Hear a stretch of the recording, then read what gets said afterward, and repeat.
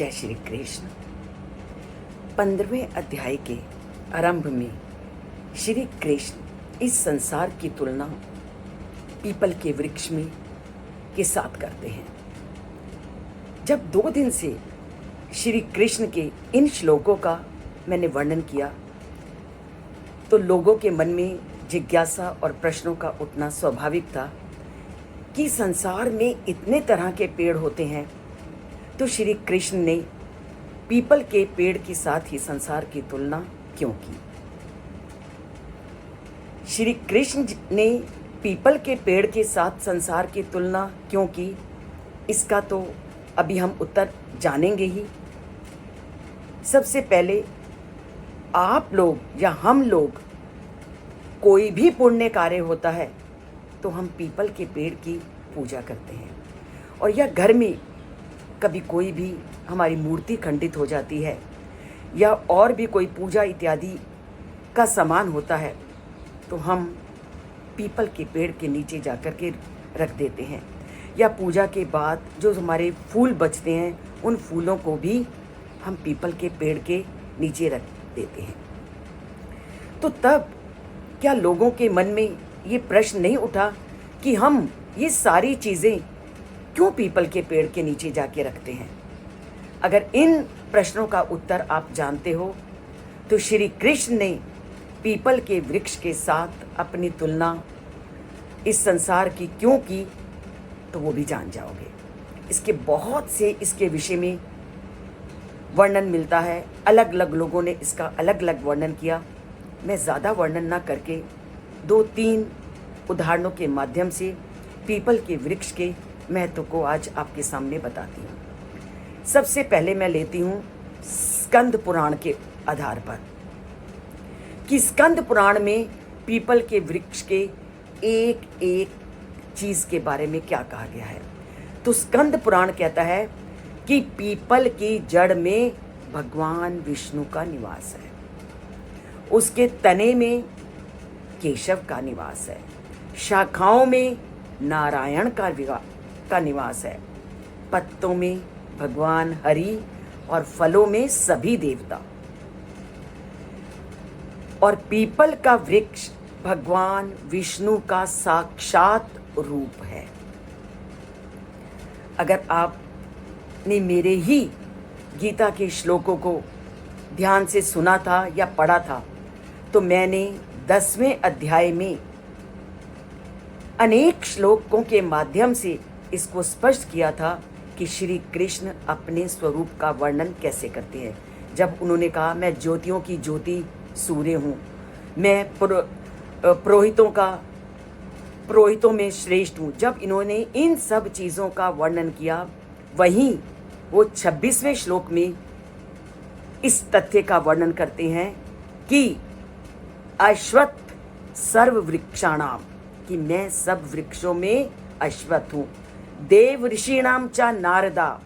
ये गीता के 10वें अध्याय के 26वें श्लोक में मैंने पहले भी वर्णन किया था कि श्री कृष्ण जैसे उन्होंने बोला था वेदा नाम साम वेदो अहम, समासा नाम द्वंद्वो अहम, ऋतु नाम कुस्म करहा अहम, ऐसे ही उन्होंने बोला था कि मैं सभी वृक्षों में अश्वत्थ का पेड़ हूँ। ये तो है उसका एक पक्ष, और इसके साथ साथ हमारी मान्यता ये भी है कि पीपल के पेड़ पर ही हमारे पितरों का भी निवास होता है और पीपल के पेड़ पर ही तीर्थों का निवास होता है, और इसीलिए लोग विविध प्रकार से इस पीपल के पेड़ की पूजा करते हैं। ये तो है पीपल का एक पक्ष। अब दूसरा, आप दधीची ऋषि की कहानी से सभी परिचित हो कि जब एक बार देवताओं में और असुरों का युद्ध हुआ तो देवता उनसे बहुत दुखी थे, और इंद्र क्या है इस युद्ध को जीतने के लिए दधीची ऋषि के पास आए और उनसे उनकी हड्डियों का उन्होंने दान मांगा, क्योंकि उनको ये एक राय मिली थी कि जो भी ऋषि दधीची ऋषि की हड्डियों से अस्त्रों को बनाएगा, तभी वो असुरों का नाश कर पाएंगे। तो दधीची ऋषि ने सहर्ष अपनी हड्डियों को इंद्र को दे दिया और इंद्र ने विश्वकर्मा की सहायता से दधीची ऋषि की उन हड्डियों से अनेक अस्त्र शस्त्र बनाए। और जब दधीची ऋषि की पत्नी को पता चला कि उनके पति ने अपनी हड्डियों का दान दे दिया है, तो वह भी सती होने के लिए चल पड़ी। और उस समय उनके पेट में, गर्भ में शिशु था, तो उन्होंने शिशु को निकाला और पीपल के पेड़ के नीचे रख दिया। और वो जो पुत्र था उसका नाम था पिपलाद। जो वो पिपलाद था वो उसी पीपल के पेड़ के नीचे रहता था, वहीं तपस्या करता था और पीपल के पत्तों का ही भक्षण करता था। पीपल के पेड़ के नीचे रहने के कारण, वहीं तपस्या करने के कारण उनका नाम क्या पड़ा? पिपलाद। और पीपल की पूजा करने के कारण उसको अनेक सिद्धियों की प्राप्ति हुई और ब्रह्मा भी उससे बड़े संतुष्ट हुए और ब्रह्मा से ही उनको आशीर्वाद प्राप्त हुआ और उन्हें ये पता चला कि उनके पिता की हत्या का कारण भी क्या है। तो उनकी हत्या का जब कारण उन्हें पता चला कि शनि दोष के कारण हुई है, तो उन्होंने ब्रह्मा जी से शनि से प्रतिकार का भी वर मांगा। तो ब्रह्मा जी ने प्रसन्न होकर वो वर दिया और शनि महाराज की भी पूजा इस पीपल के पेड़ के नीचे की जाती है कि जब भी किसी व्यक्ति को शनि का दोष होता है तो वह पीपल के पेड़ की पूजा और आराधना करता है, तो उसका वो शनि का दोष भी दूर हो जाता है। और एक हमने जाना कि इस पीपल के पेड़ के ऊपर सभी देवताओं का निवास है। एक पक्ष इसका ये था। दूसरा, इस पीपल के पेड़ पर पिपलाद ऋषि ने अपनी पूरी जीवन यात्रा को बिताया था, तो ये इसका दूसरा पक्ष था। तीसरा, शनि दोष का इसका पक्ष था। और चौथा, जो हम आज के विज्ञान के युग के आधार पर देखें तो विज्ञान का युग हमें उस पीपल के पेड़ के बारे में क्या बताता है कि सभी पेड़ों में एक पीपल का पेड़ ही ऐसा पेड़ है जो 24 घंटे ऑक्सीजन देता है। आपने जब भी बच्चों को पढ़ाते हो या जब कभी आपने खुद पढ़ा, तो बायोलॉजी में हमने क्या पढ़ा था कि दिन के समय पेड़ ऑक्सीजन छोड़ते हैं और रात के समय कार्बन डाइऑक्साइड। पर इसलिए हमें क्या कहते हैं कि रात के समय हमें पेड़ों के नीचे नहीं जाना चाहिए क्योंकि पेड़ कार्बन डाइऑक्साइड छोड़ते हैं, परंतु दिन में वो भरपूर ऑक्सीजन छोड़ते हैं। इसलिए दिन में पेड़ों के नीचे विश्राम करना, पेड़ों की वायु को ग्रहण करना शरीर के स्वास्थ्य के लिए उत्तम माना जाता है।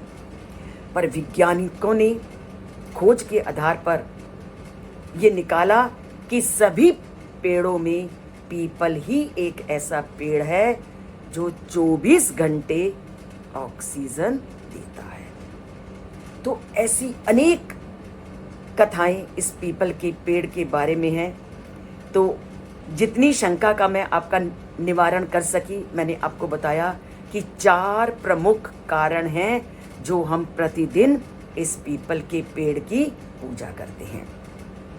एक, यहाँ सभी देवताओं का निवास है। दूसरा, यहाँ हमारे पितरों का निवास है। तीसरा, यहाँ पिपलाद ऋषि ने पूरी जीवन तपस्या की थी।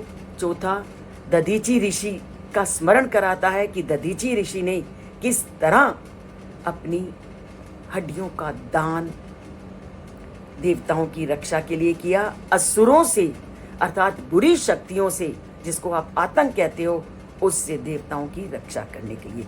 ये है भारत भूमि जो शरीर का कण कण भी अपनी अच्छे काम के लिए न्योछावर कर देती है, अर्थात शरीर का दान देने में भी वो कभी पीछे नहीं हटती। तो दान ही भारत भूमि की सबसे बड़ी विशेषता है। इसलिए श्री कृष्ण ने कहा है कि जो अनुपकारी को दान देता है वही दान वास्तविक है।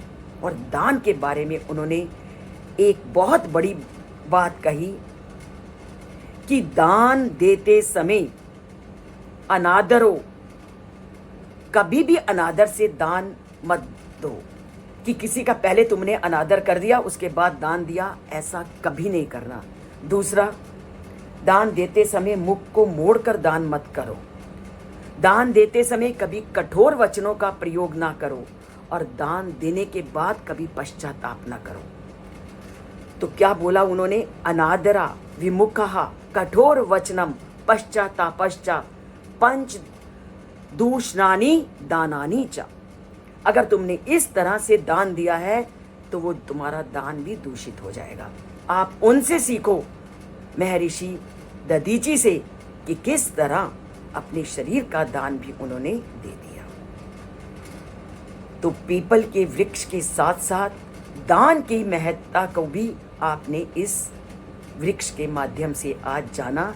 और ऐसे ही बहुत सी कथाओं का वर्णन मैं रोज किसी न किसी श्लोक में करती हूँ। अगर आप उसे जानना चाहिए तो जानिए, इस चैनल से जुड़िए और इसे थोड़ा भी पसंद आता है तो उसको लाइक कीजिए। जय श्री कृष्ण। और पीपल के प्रति अपनी आस्था बनाएं।